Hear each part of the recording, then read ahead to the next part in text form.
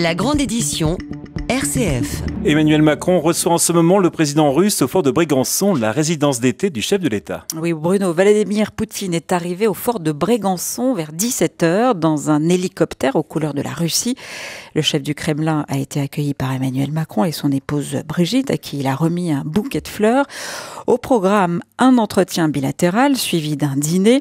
Les deux hommes ont commencé cette rencontre par une conférence de presse sur la pile des dossiers, l'Ukraine, la Syrie ou encore l'accord sur le nucléaire iranien.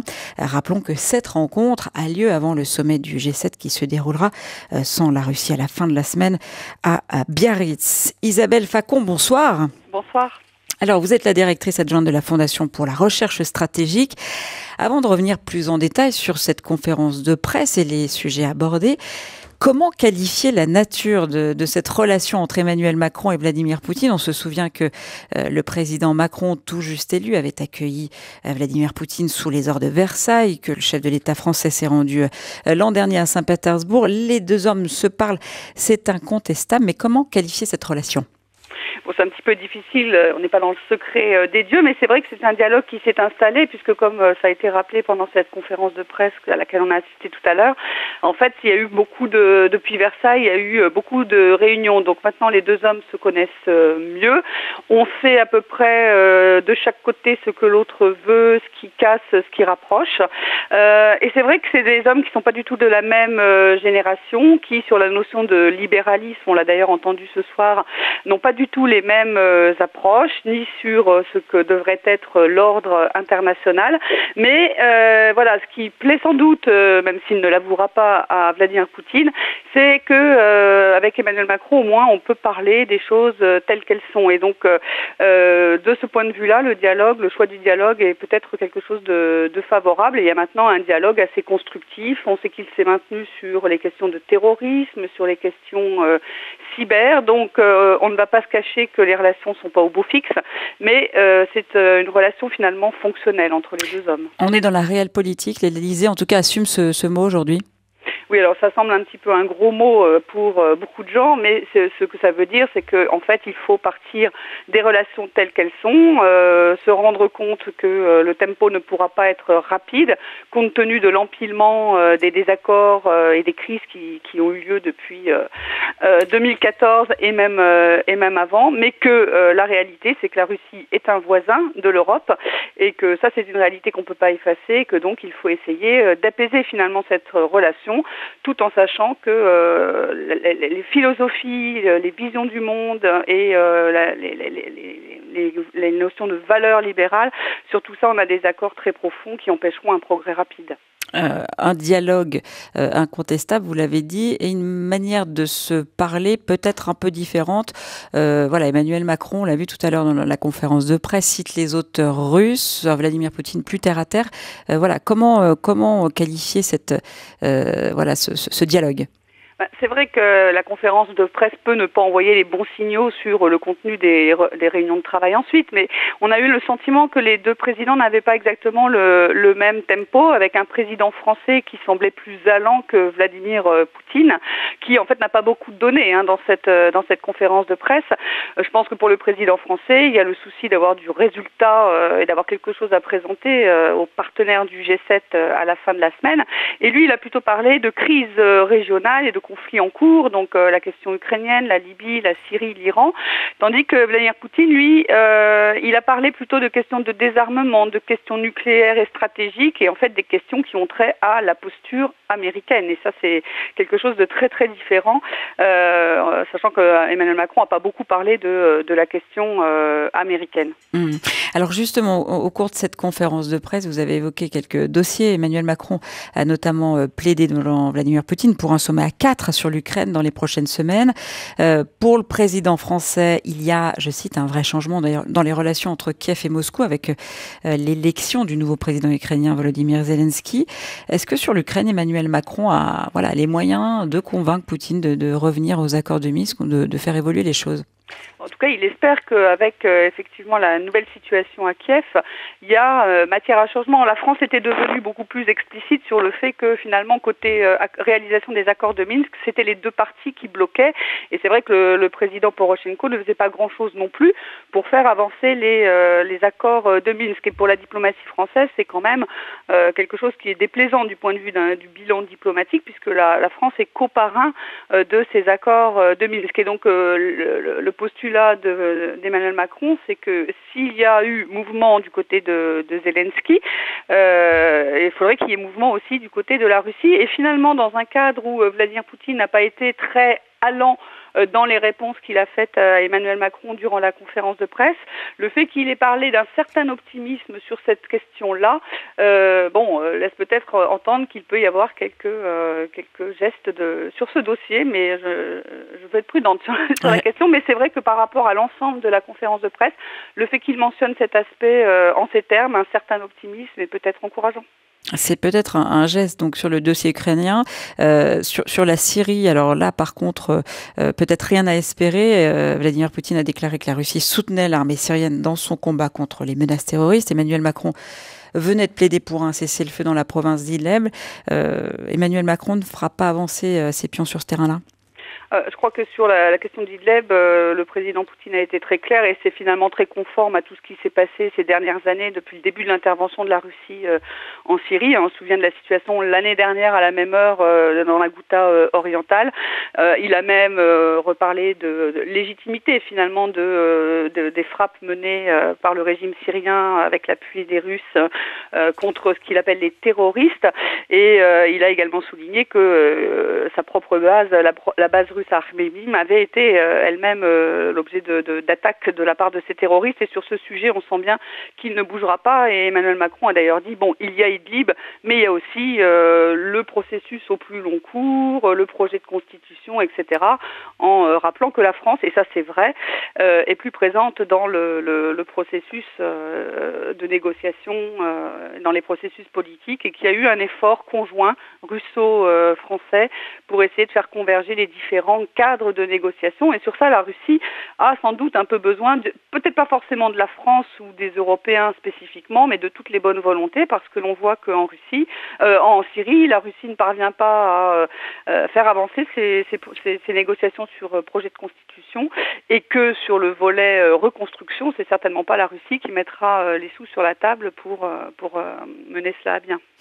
Alors le président Emmanuel Macron a plaidé également devant Vladimir Poutine pour un rapprochement entre l'Union européenne et la Russie.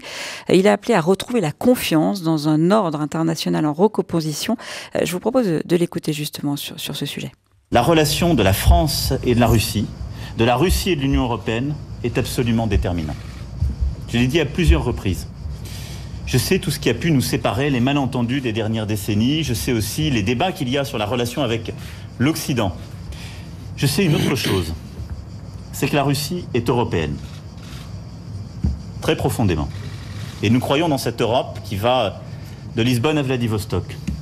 Un grand auteur russe, Dostoïevski, dans l'adolescent, disait, je le cite imparfaitement et donc de mémoire, que le russe avait cela de particulier par rapport à l'allemand, au français ou autre, c'est qu'il était le plus russe quand il était le plus européen.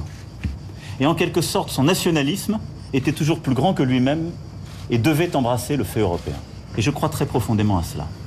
Dans cette recomposition qui est la nôtre, ce à quoi je crois, c'est que nous avons à réinventer une architecture de sécurité et de confiance entre l'Union européenne et la Russie. Et la France y a un rôle, elle y jouera tout son rôle. Voilà Emmanuel Macron tout à l'heure lors de sa conférence de presse conjointe avec Vladimir Poutine au fort de Brégançon. Isabelle Falcon, vous êtes toujours en direct avec nous dans la grande édition. Je rappelle que vous êtes la directrice adjointe de la Fondation pour la recherche stratégique. Ce tête-à-tête au fort de Brégançon peut-il permettre de réchauffer les relations entre Paris et Moscou et plus largement entre l'Europe et la Russie ? Alors, c'est vrai que ce qui est intéressant dans la façon dont Emmanuel Macron apporte cette question, et aussi la question, il en a parlé un petit peu en substance, de revisiter l'architecture de sécurité européenne. En théorie, eh bien finalement, il essaie d'utiliser une corde qui a été très très sensible aux Russes depuis la fin de la guerre froide. À tort ou à raison, on pourrait en parler longuement. Les Russes estiment que l'élargissement de l'OTAN couplé à l'élargissement de l'Union européenne, finalement, sont des processus qui ont mis la Russie en périphérie de l'Europe. Et vu de Moscou, c'est beaucoup ces processus-là qui ont amené à la crise ukrainienne en 2014. Et d'une certaine façon, en évoquant ce sujet-là, Emmanuel Macron essaye de finalement donner pas des gages, mais de montrer qu'il peut entendre que du côté russe, on peut avoir eu des mécontentements de ce côté-là, sans forcément donner un bon ensein à toutes leurs interprétations.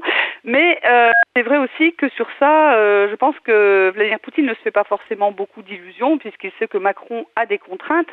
Emmanuel Macron a les contraintes de l'Union européenne et de l'OTAN, c'est-à-dire de ses partenaires qui ne sont pas tous d'accord pour aller dans le sens d'un rapprochement avec la Russie. Et moi, ce qui m'a frappé, c'est que Vladimir Poutine, tandis qu'Emmanuel Macron lui parlait de l'européanité de la Russie, du caractère européen de la Russie, il a beaucoup parlé d'Asie.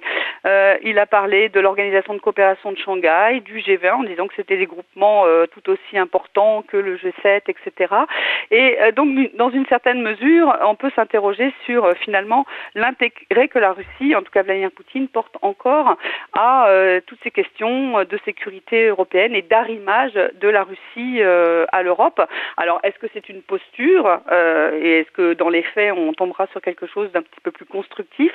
Mais on peut espérer, et ça donc la suite nous le dira, qu'on n'est pas dans l'hypothèse qu'ont certains, qui est de dire que finalement aujourd'hui la Russie estime que l'Union européenne, les Européens sont faibles, que le temps joue pour la Russie et que donc la Russie n'a pas beaucoup d'efforts à faire en direction des Européens. On verra ce que donne cette réunion, mais on peut se poser des questions à ce sujet également. Quels seraient les intérêts de Vladimir Poutine justement alors à venir à répondre à cette invitation d'Emmanuel Macron au fort de Brégançon aujourd'hui? Alors, il y a plusieurs types d'intérêts. D'abord, on n'a jamais intérêt à refuser une main qui se tend sur le volet diplomatique. La France est quand même considérée encore comme une grande puissance qui compte, membre permanent du Conseil de sécurité, puissance nucléaire, etc.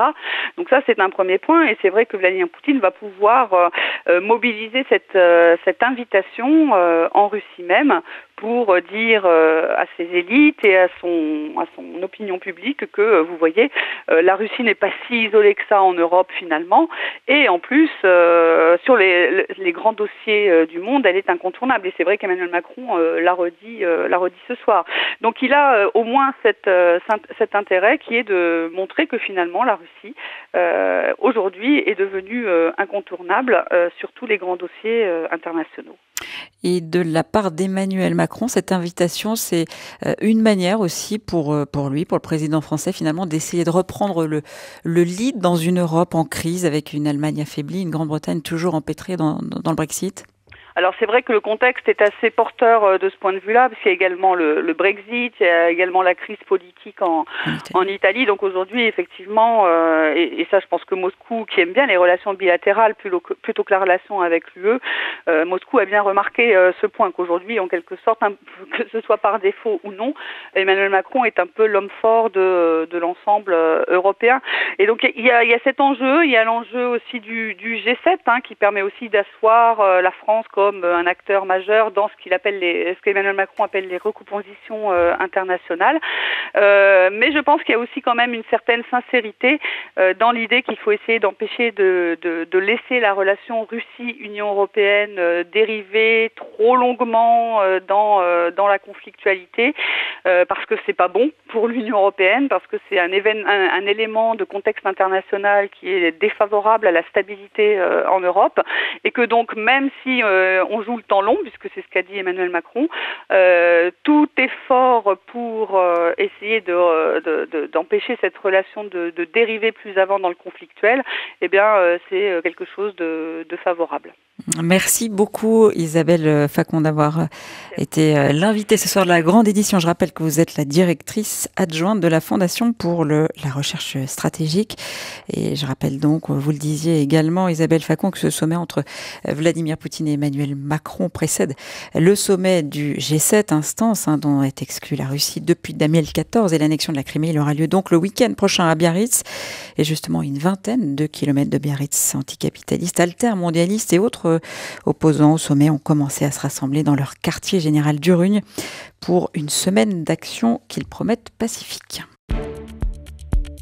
La grande édition RCF.